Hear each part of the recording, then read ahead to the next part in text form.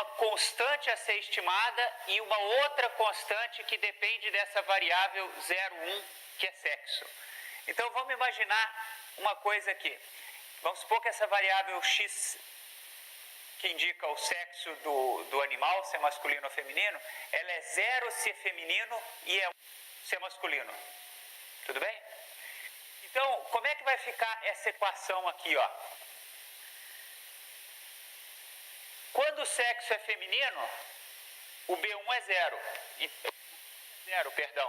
Então, 0 vezes 1 aqui, isso aqui vai zerar. Tudo bem? Então, o beta 0 é a média do feminino, porque ele não está indexado por nenhum I. Tá? Quando o x é 1, beta 0 vai ser a média do feminino e beta 1 vai ser a diferença da média. Se beta 1 for negativo, é uma diferença negativa porque os machos têm a mandíbula menor que a fêmea, se não tem a mandíbula maior. Entenderam? Então, nessa minha escrita, a variável, eu montei o problema, eu parametrizei o problema em termos de beta 0 e beta 1, de tal maneira que o beta 1 é a quantidade que me interessa. Porque o beta 1 é a diferença entre os sexos. Tudo bem? Eu posso escrever isso de outras formas, mas o que eu estou ilustrando aqui é que tudo que me interessa, do ponto de vista de discutir se há ou não diferença entre os sexos, é fazer inferências sobre esse cara aqui. Eu não estou exatamente interessado na média das mulheres, dos machos, perdão. Eu estou no exemplo dos chacais, perdão. Na média das fêmeas, na média dos machos, que seria a soma desses dois valores, mas isso aqui é a diferença. Percebe? Então, ao invés de fazer uma parametrização Mi-I, com I para fêmea e para macho, eu coloco beta 0 mais beta 1, interpreto o beta 0 como fêmea, o beta 1 como a diferença. Tá? É uma outra forma. Se eu falar que a média de dois grupos é 8 e 9, eu também posso falar que a média de um grupo é 8 e a outra é 1 maior que o outro, que o primeiro. Tudo bem? Então, essa é a ideia. Eu não preciso falar as duas médias, eu posso falar em uma e a diferença. É a mesma informação do que falar as duas. Tá joia? Agora, essa expressão assim, ó, beta 0 mais beta 1 que multiplica x, a gente já viu nesse curso, não viu? Vocês lembram aonde? Lembra o experimento da gravidade? Então é a mesma coisa. E é isso que a gente está querendo discutir aqui. Eu posso ver várias coisas sobre a mesma notação se eu entender que eu estou ajustando distribuições de probabilidade para os dados e descrevendo modelos para os parâmetros que caracterizam essa distribuição. Em particular, em um dos testes T, eu fiz que todas as variâncias são iguais. Então, olhem essa estrutura aqui, e agora, por gentileza, Pedro, a transparência anterior. O que isso tem a ver aqui? Como eu disse para vocês, eu gostaria que aqui fosse uma interrogação, né? A distribuição dos dados é normal. Esse lambda é simplesmente para dizer se eu preciso ou não transformar aquela variável. Vocês já viram que às vezes a gente trabalha com a raiz, com log, enfim, com alguma transformação dos dados. Eu não estou tratando de transformação, então por isso que eu não coloquei nenhum lambda. A minha função g para média e a minha função g, eu deveria indexar aqui, anota para eu colocar aqui um g de mi e um g de sigma, tá? Ou g1 e g2, sei lá. A minha função g para média e a minha função g para sigma são todas duas identidades. Eu não coloquei nenhuma função aqui. Mas eu posso colocar. Eu posso colocar que é uma função da média que dá aquele B0, beta 0 mais beta 1x. E essa função aqui, ó, isso é uma notação genérica, porque eu tenho o meu x, que no caso aqui é simplesmente o sexo do indivíduo, mas pode ser outras coisas, que vai ter um coeficiente associado a ele. Se o coeficiente associado a ele é importante, é porque aquele x é importante. Se o coeficiente associado a ele não é importante, é porque aquele x é irrelevante para explicar a distribuição de y.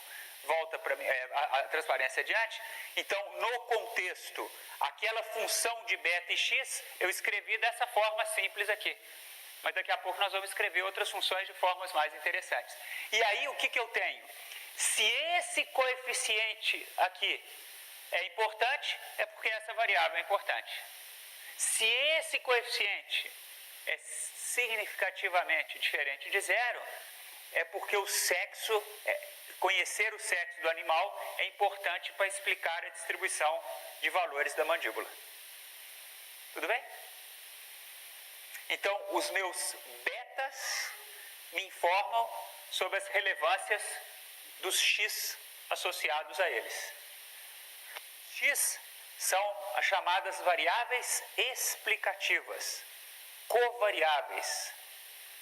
As variáveis que vão explicar o comportamento dos meus dados, do meu y, do tamanho da mandíbula. Tudo bem? Tá legal?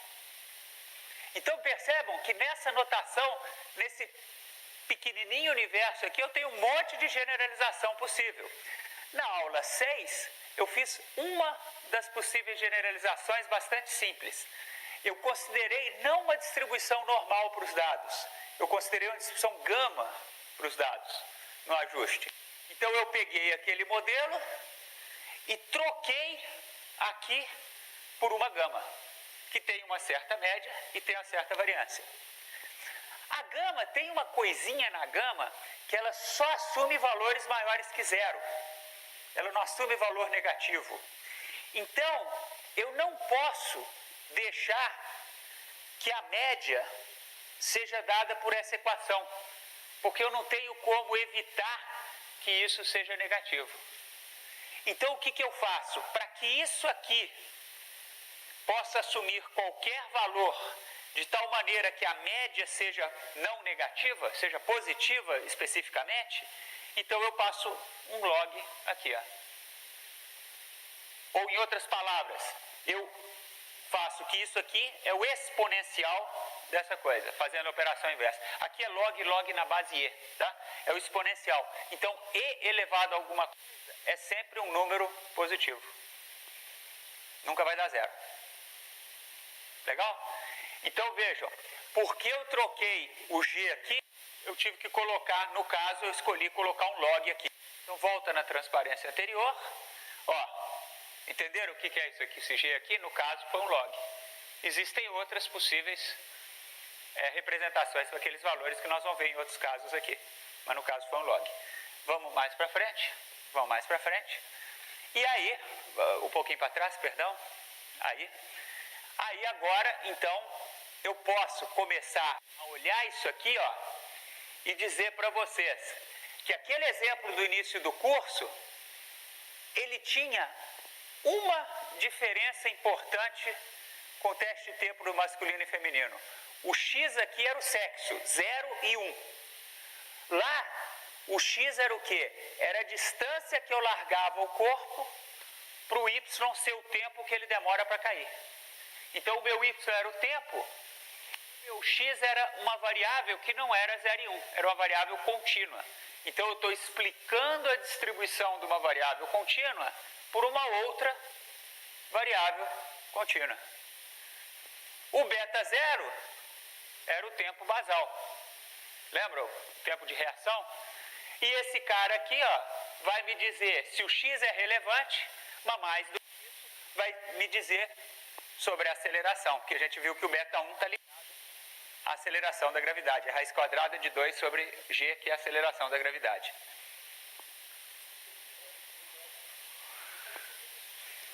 Também seria positivo, é um outro modelo.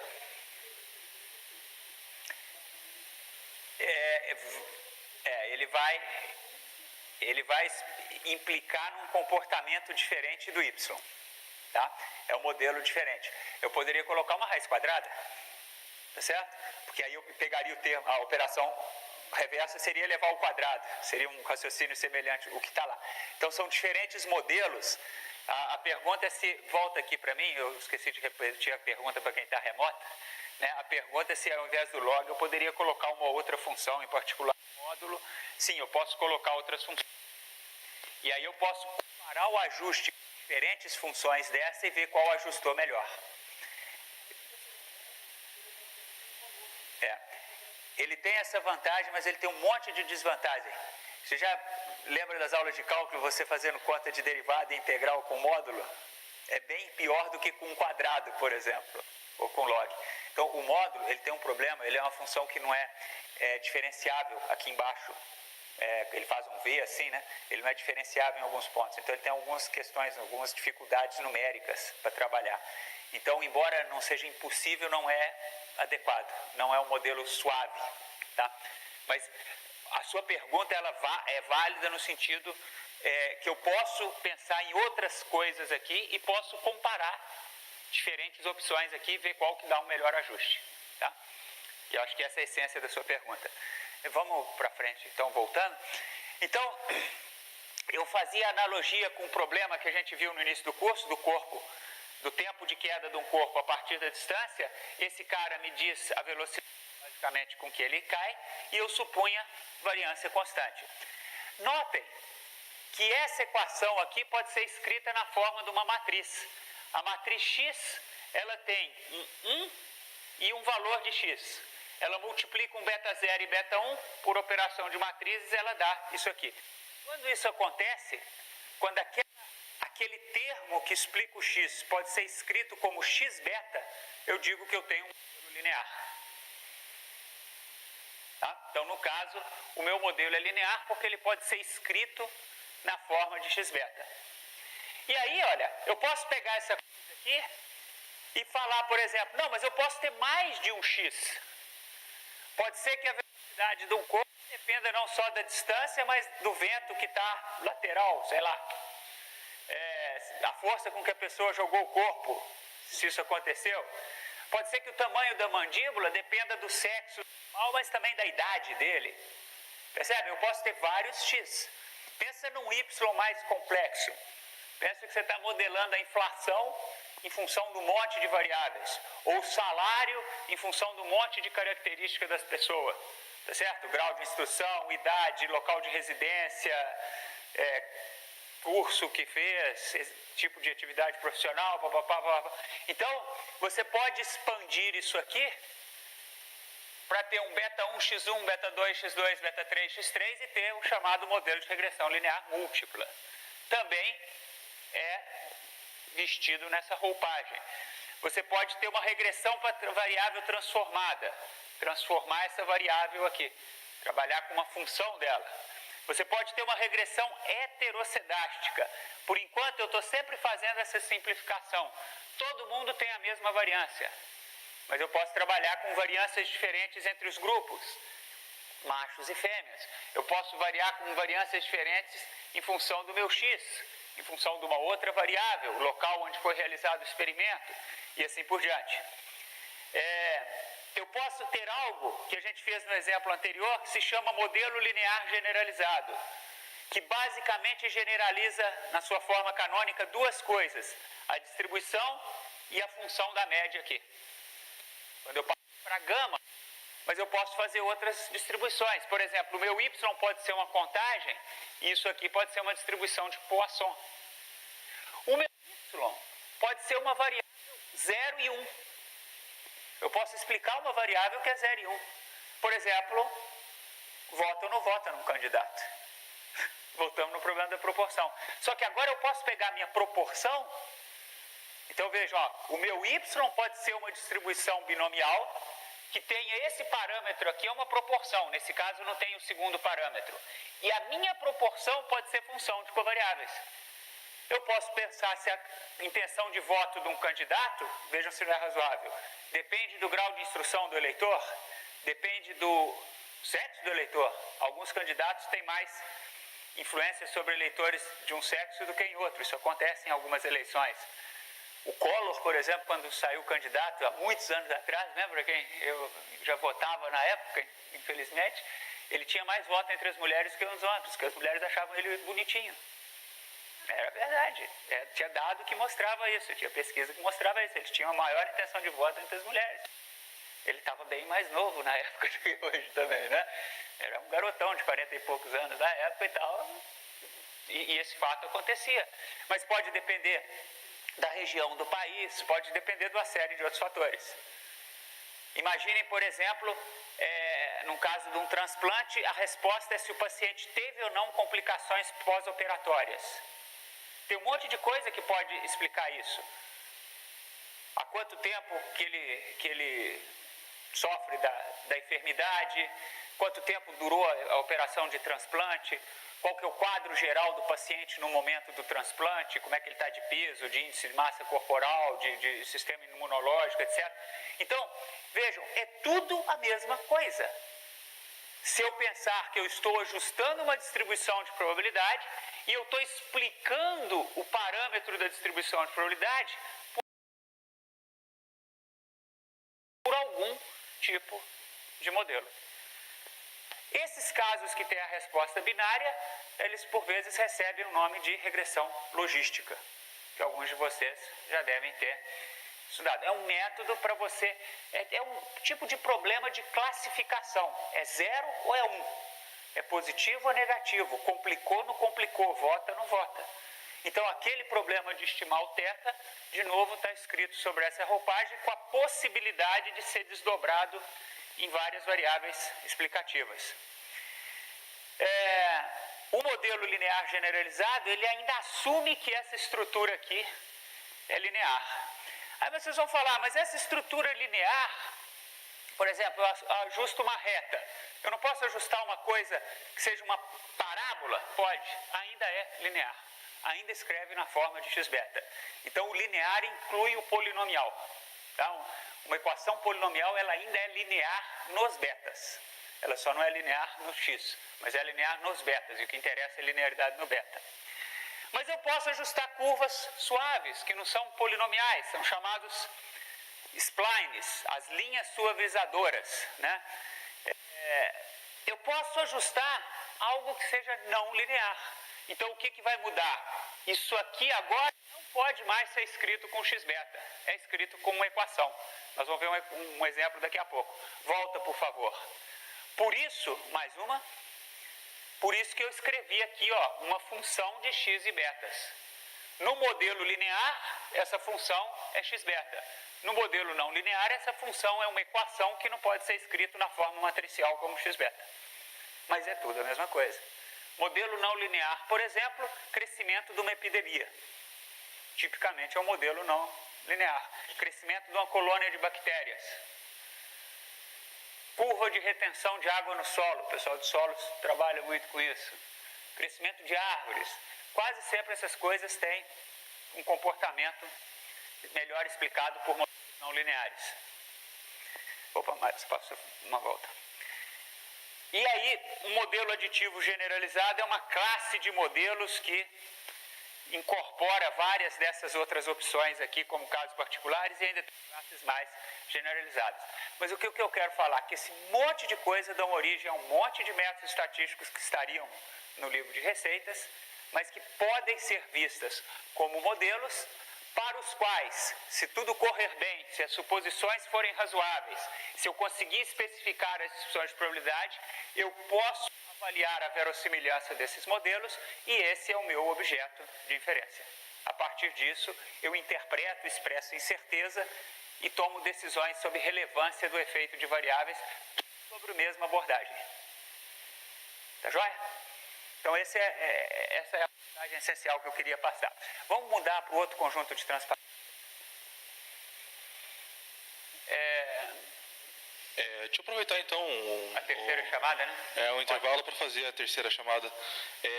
A última palavra passe vai ser intervalo, pessoal. Intervalo. Intervalo, obrigado. Na pasta deve ter um MECP09B PDF, isso. Então essas ideias estão apresentadas de forma introdutória nesse novo conjunto de slides e meu colega professor César Taconelli, que deve estar com vocês nas próximas aulas, semana que vem ou na outra, vai depender um pouquinho do calendário, preparou. Até falando nisso, alguém ali no chat, tem jogo do Brasil semana que vem, quarta-feira, no horário da aula? Alguém sabe disso ou não? A pergunta é se vai ter aula no dia do jogo. Então a resposta é sim. Eu não fui convocado. Melhor resposta de todas. O Tite não se encantou pelas habilidades futebolísticas, o que é perfeitamente compreensível. Dois. Toda razão. Então o que acontece? Nesse caso, eu vou seguir as orientações que a UFPR determinar. Se a UFPR determinar que é dia ou horário não acadêmico, nós não teremos aula. Se a UFPR não determinar isso, nós teremos aula. Tá?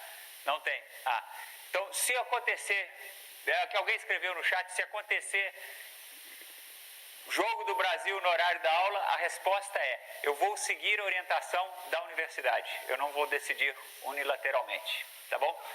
Então, essa é a resposta. Eu queria dar um highlight no comentário do Arthur. Ao vivaço!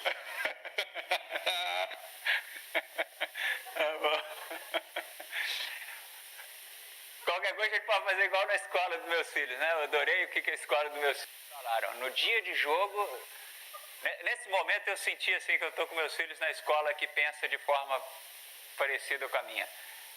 Atividades normais no dia de jogo, no horário de jogo, o colégio vai colocar um telão, os alunos assistem o jogo, terminado o jogo eles voltam para a sala de aula e continuam a vida normal como deveriam fazer. Tá? Eu gostei do que o colégio fez. Né? Melhor que isso só se não interrompesse a aula por causa do jogo de futebol. Porque não interrompe por causa de jogo de vôlei, que o Brasil tem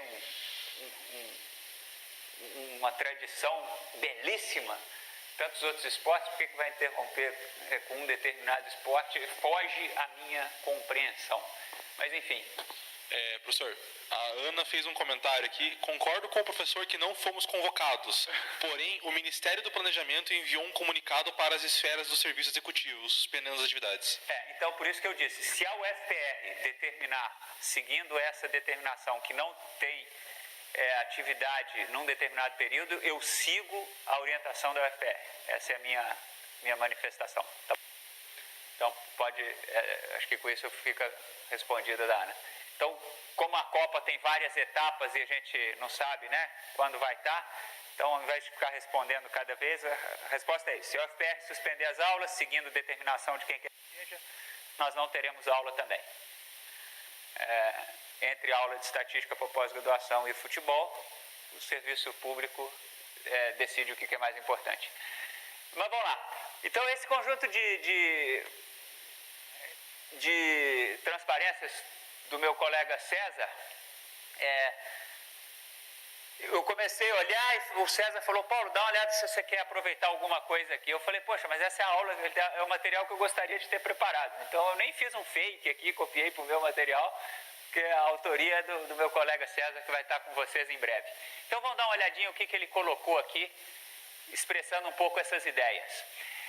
Os problemas onde você tem uma variável y que tem os seus parâmetros descritos por outras variáveis, então eu tenho variável resposta e variáveis explicativas, eles fazem parte daquilo que se chama de forma genérica de problemas de regressão.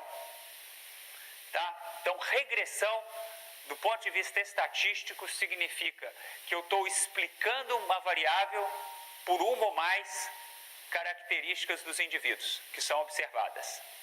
Então, eu tenho que ter tanto a variável resposta, aquela que eu quero explicar, como as variáveis explicativas ou covariáveis disponíveis. E aí, encontrar essa relação, identificar quais são as variáveis relevantes, selecionar as relevantes e fazer predições da nova variável. Todos estes são desdobramentos do problema de regressão. Tá? Então, regressão de forma geral é isso. Vamos dar uma olhadinha aí, o que tem escrito. Então, ele está dizendo que é um conjunto de técnicas na investigação e modelagem da relação entre variáveis, como eu acabei de falar, e nós vamos fazer uma convenção não é uma obrigatoriedade, mas é uma convenção seguida por vários autores. Y é o que a gente chama de variável resposta e os x são as variáveis explicativas. Olha só, essa é a representação visual do modelo que a gente adotou para descrever a queda do corpo. A minha variável explicativa é a raiz quadrada da distância do lançamento, a minha variável resposta é o tempo de queda, aqui são as minhas observações, qualquer observação tem uma distribuição normal. Todas as normais, estão vendo que elas são parecidas, exceto pelo valor da média, que elas estão subindo, mas elas têm a mesma abertura, elas têm a mesma variância, que expressa a flutuação dos dados ao redor dessa função da média. Então vejam, essa figura, você pode botar no outro conjunto de transparências, por gentileza, Pedro? Essa figura é aquele mesmo que você ia clicar lá. Isso. Essa figura tem exatamente a visualização desse modelo. Eu tenho respostas normais para qualquer y, sempre com a mesma variância. Porém, a média vai mudando à medida que o x muda. Tudo bem? Aqui aquele modelo expressa essa equação? Diga. Uma pergunta. O Rodrigo perguntou a diferença de covariável e variável. Variável é um termo genérico. A variável explicativa ou covariável, ela é considerada fixa. Então, ela é aquela que eu quero verificar o quanto ela explica a variável resposta. Então, a variável pode ser resposta, ou observável, ou variável y, e a covariável, ou variável explicativa, é a variável x. Então, essa é a pergunta do Rogério. Quem que explica quem? Hein? Rodrigo, desculpa. Quem que explica quem? Então, no caso, no exemplo do lançamento do corpo, o que era aleatório e o que era controlado? Controlado era a distância que eu largava o corpo. Então, quando ela é controlada, ela entra no x. E o y, eu ia ver o que aconteceu. Era a minha resposta. Tá? Também, a variável dependente é o y, a variável independente é o x. Todas essas terminologias, obrigado por lembrar, eu tinha esquecido dessa, todas essas terminologias são ligadas, são usadas. Então, y depende de x. Então, o tempo de resposta depende da distância que eu larguei o corpo, né? Porque foi aquilo que eu medi. Então, eu estava dizendo que aquele modelo é a expressão dessas equações, aquela figura. Vamos voltar nas transparências do professor César. Isso. Vamos ver um outro conjunto que o César preparou para a gente. Passa, por favor. Olha só. Essa é uma distribuição normal. O que mudou? O que mudou foi que a reta não era mais uma reta que descrevia aqueles dados. Tudo bem? Essa curva pode ser tanto uma regressão polinomial, como pode ser uma regressão não linear. Aí a gente precisava saber qual equação que o César usou para construir essa curva, que vai ficar mais claro mais à frente. Tá bom? Mas o fato é que o que mudou, aquilo ali não precisa ser uma relação necessariamente descrita por uma linha reta. Mas ainda é um modelo de regressão. Eu ainda digo que x explica y. Vamos ver a próxima. Olha só. Aí agora aconteceram duas coisas. As variâncias ficaram modificadas. As variâncias ficaram modificadas. E as médias também. Porque ele usou uma curva, uma variável resposta não normal para as variáveis. E é uma variável resposta que a variância aumenta com a média, como por exemplo ocorre naquele modelo gama que a gente falou. Ao ajustar um modelo gama, ao ajustar um modelo Poisson, a variância vai necessariamente acompanhar a média. A normal é uma das poucas distribuições e a única entre as mais básicas que a variância não depende da média. Então, eu mudo o meu modelo, eu tenho uma possibilidade de capturar isso. Mas na prática, o que significa isso na prática? Isso significa que esse modelo é mais adequado para que tipo de dado? É um dado que, quando ele é pequeno, ele varia pouco. Mas à medida que ele vai crescendo, ele varia muito. Tudo bem? Então imagina, por exemplo, aqui que eu tenha a idade das plantas, e o seu tamanho. Pode ser que quando elas são pequenas, elas variem pouco. Mas à medida que elas fiquem maiores, mais velhas, elas comecem a variar muito. Então eu quero capturar essa heterogeneidade de alguma maneira, eu modifico aquele modelo. Foi? Tá, obrigado. Vamos mais um pouquinho? Olha esse dado. Os dados são a bolinha. O que eu tenho aqui? Só zeros e uns, tudo bem? É um problema de zeros e uns. Está doente, está sadio. Está positivo, está negativo. Vota, não vota, e assim por diante. E X é a minha resposta a alguma coisa. O que acontece? Quando o X é pequeno, eu tenho uma proporção maior de zeros e uma proporção pequena de uns. À medida que o X vai crescendo, a proporção de zeros e uns vai invertendo. Tudo bem? Então, é o tipo de problema de regressão logística. X aqui pode ser, por exemplo, exposição a poluente, e Y, porcentagem da população que desenvolve problemas respiratórios. Vamos fazer um exemplo hipotético. Vamos supor que os meus dados são bairros de Curitiba, e em cada bairro eu tenho estações de monitoramento de poluição. Eu meço o nível de poluição ali e meço o número de registros de internação por problemas respiratórios em cada bairro. Tá certo? E aí o que eu tenho? Em cada bairro, eu preciso ter internações por problemas respiratórios e por outros problemas, né? Então a proporção, se foi problema respiratório ou não. Em bairros com pouca poluição, pouco problema respiratório. Em bairros com, por exemplo, do inseticida, e vai vendo a proporção de insetos que você elimina.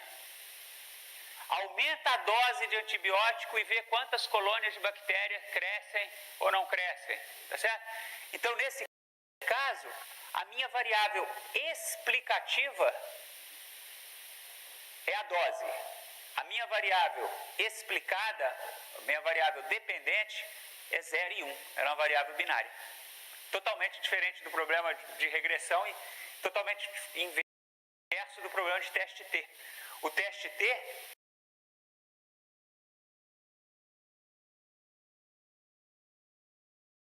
o X era dicotômico, masculino e feminino, e o Y era contínuo, a mandíbula. Tudo bem? Aqui eu tenho o contrário. O X é contínuo, a dose, e o Y que é binário. Tá joia? Se respondeu ou não respondeu. Positivo ou negativo. Pode até ser masculino e feminino, binário ali. Tá legal aqui?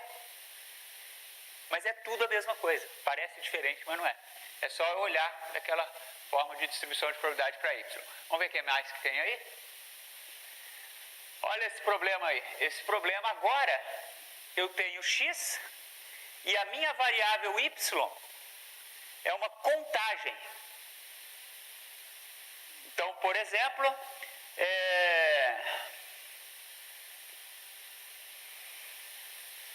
eu estou tentando... O exemplo que eu pensei provavelmente daria uma relação inversa, né?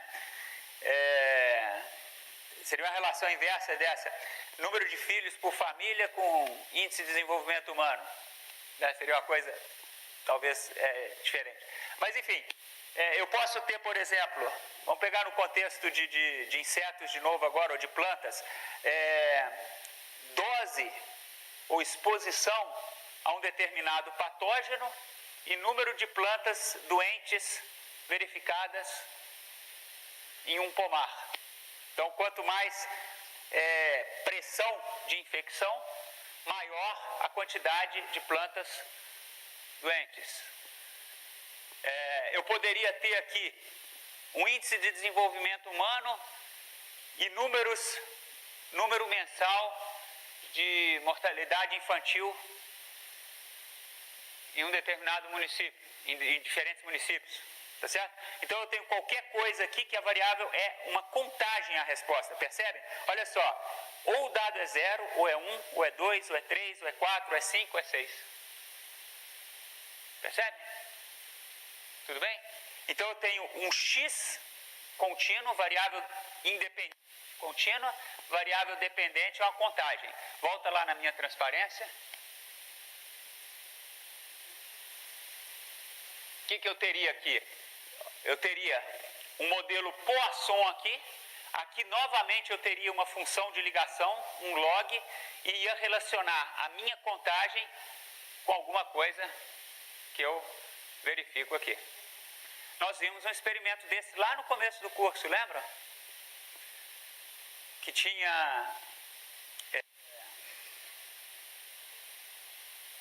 o número de capulhos, era uma variável de contagem no experimento do algodão. E tinha um outro, nossa, me fugiu a memória, que tinha a dosagem em escala logarítmica. Enfim, vamos ficar com o experimento do algodão. Tinha o experimento de algodão e o estágio vegetativo da planta. Novamente a variável resposta é não normal também. Então eu posso mudar essa distribuição. Vamos voltar nas transparências do professor César. Mais um pouquinho, mais um pouquinho, mais um pouquinho. Vamos pular um pouquinho essa parte. Eu vou fazer isso na aula que vem. Só mais um pouquinho aqui. Mas só para a gente... Nós estamos quase terminando, que hoje nós vamos... A avaliação vamos terminar mais cedo. Só para a gente visualizar um pouquinho os dados. Então, isso aqui é um gráfico do tempo de reposição com máquinas recarregadas. Então, eu faço um gráfico ali, vejo os dados e imagino que tipo de modelo que possa ser adequado para explicar a relação entre essas duas variáveis. Vamos passar ali. Olha as perguntas que o modelo de regressão tenta fazer. Tem relação entre x e y, no caso, o tempo de reposição e o número de máquinas? Qual que é o tipo da relação? Qual que é a função que melhor descreve essa relação? Qual a variação no tempo esperada num tempo de reposição por um determinado incremento no número de máquinas? Quer dizer, se eu aumentar tantas máquinas, o que vai acontecer com o meu tempo de reposição? Qual o tempo médio de reposição para carregamentos de 15 máquinas? Então, pensa essas máquinas automáticas de venda, né? Então, qual que é o tempo médio? Se eu tenho 15 máquinas, qual que é o tempo de reposição que eu espero para essas máquinas? Qual o tempo previsto para carregar 15 máquinas? Né? E para um tempo de reposição de 10 minutos, qual a previsão para o número de máquinas que podem ser carregadas? Tá joia? Então, vamos ver lá a próxima transparência. Então, elas não podem ser respondidas exatamente porque a relação é estocástica. Por isso que eu modelo a média da distribuição. Eu não digo o valor da variável, eu modelo o parâmetro. E é esse parâmetro que a gente vai descrever, tá certo? As outras coisas a gente já comentou anteriormente, eu vou pular aí. Pode passar a próxima. A gente formula o modelo mais simples primeiro, que é o modelo linear, como a gente formulou lá para o experimento da queda de um corpo. Então, esse é o modelo de regressão linear mais curtinho que tem, com um único x. Então, ele se chama modelo de regressão linear simples. E ele pode ser generalizado depois, se necessário. Então, a ideia é isso. Vamos começar com simples e só complica se precisar. Tá right? Nós vamos tentar com o linear. E aí a gente vai ver se ele vai funcionar bem. Se ele não funcionar, a gente vai, vamos ver em que direção a gente pode melhorá-lo. E aí aquelas opções são todas formas de melhorar o modelo de regressão linear. Só aproveitando o teu comentário, os alunos lá da estatística fazem uma disciplina que chama Extensões de Modelos Lineares. A primeira aula do curso, a gente pega isso aqui que eles já viram numa disciplina. E a gente fica 6 meses generalizando isso de tudo quanto é forma que vocês possam imaginar. Isso é uma disciplina, fica um semestre. Sendo que eles já viram outras generalizações, outra disciplina. Vocês verem quantas generalizações tem, né? Ou é muita falta de assunto, né? Mas, então, vocês verem, dá para generalizar de diferentes formas. É lógico que eles têm que ver um pouquinho o fundamento dessas generalizações, então é mais do que simplesmente mostrar. Então, vamos lá. Oi. Tá, dá tempo. A Ana perguntou assim, eu acho que é uma dúvida que pode ser legal para todo mundo. Ela não consegue entender como ela consegue fazer para definir o tipo de distribuição que ela pode aplicar aos dados dela. Muito boa a pergunta da Ana. Então, a primeira coisa é a gente voltar lá na primeira aula do curso e ver o tipo de variável.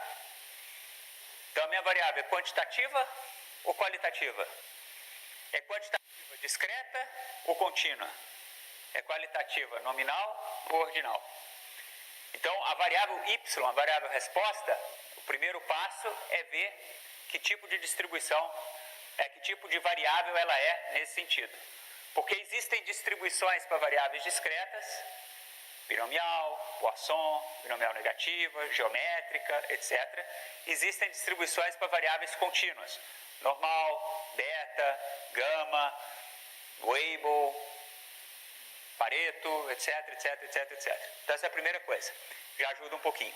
Dentro dessas distribuições, as distribuições têm certas características. E aí ela tem que ver qual a característica mais compatível com o dado que você tem. Então, retornando na aula 6, a gente discutiu isso um pouquinho quando a gente pegou o dado e ajustou uma normal e uma gama e viu quem que ajustava melhor. Então, é um pouco de conhecer a variável, um pouco de saber de estudos prévios, que tipo de comportamento, um pouco de visualizar com histogramas, etc., e um pouco de tentativa. Se eu transformar, por exemplo, pegar o log do valor, pegar a raiz quadrada do valor, ela fica mais próxima de uma distribuição conhecida? Sim ou não? Se eu estou na dúvida, eu ajusto de um jeito, ajusto do outro e vejo qual dá o melhor ajuste. De novo, as medidas de verossimilhança e coisas parecidas nos ajudam a isso. Então, é uma mistura entre saber o que pode ser usado num primeiro momento e escolher entre possíveis distribuições candidatas num segundo momento. Tá? Então, espero ter respondido a pergunta da Ana. Eu queria só fechar esse exemplo, vamos passar mais um pouquinho, mas só para fechar. Então, está lá o ajuste da regressão linear. Será que esse ajuste é bom? Será que esse ajuste é ruim? Então, nós precisamos fazer, certamente, depois do ajuste, algum tipo de diagnóstico. Eu preciso olhar se esse ajuste está razoável ou não. Tudo isso é assunto de regressão, mas por hoje nós vamos parar por aqui e na semana que vem nós vamos continuar trabalhando com esse conjunto de slides aqui e talvez na segunda parte da aula a gente tenha a participação do professor César apresentando um outro método ainda para vocês. Tá joia? Até aqui alguma dúvida? Que nós vamos passar para a avaliação do curso. Já são 5 horas? Então, é o seguinte, a avaliação hoje está bem curtinha. São 2 questões com várias frases para vocês simplesmente entrarem e responderem verdadeiro ou falso em cada uma delas. Ela está aberta por 1 hora, mas vocês têm meia hora para responder uma vez que vocês comecem. Tá joia? Nós vamos experimentar fazer isso aqui hoje. Eu vou ver mais ou menos o tempo que vocês vão gastar e em função disso eu vou dimensionar um pouco as próximas. Tá joia? Alguma dúvida sobre a avaliação? Por favor, verifiquem se vocês estão conseguindo avaliar, o pessoal remoto também. Ela está lá no alto da página do curso. Mostra na página. Não está aí na página no Moodle, né? Está no outro computador. Está lá no alto da página da disciplina, como avaliação 01. A avaliação anterior está como teste, essa está como 01. Essa avaliação me quebrou as pernas, porque eu queria ter avançado um pouquinho mais. Podia ter deixado só meia hora. Eu queria ter avançado um pouquinho mais nos slides.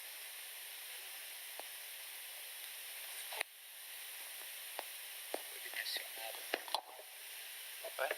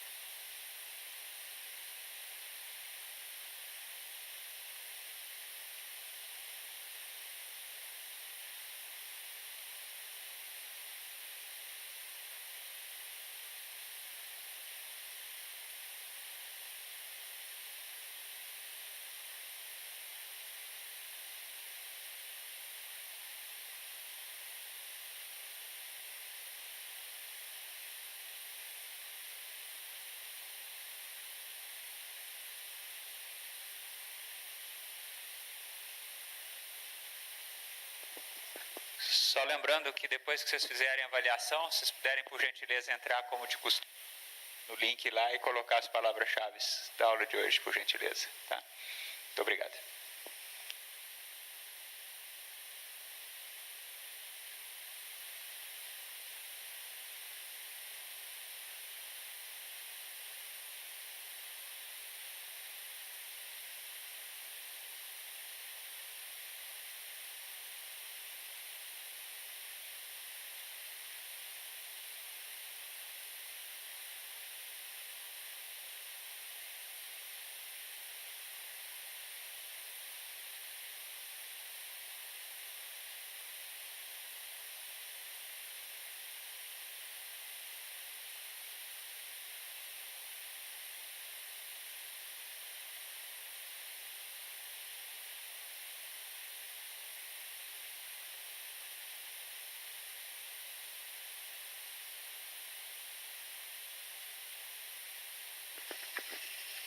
Para quem está remoto, a gente vai deixar a transmissão mais uns 10 ou 15 minutos e depois a gente vai desligar. O chat vai ficar aberto ainda, qualquer coisa, mas a transmissão será encerrada.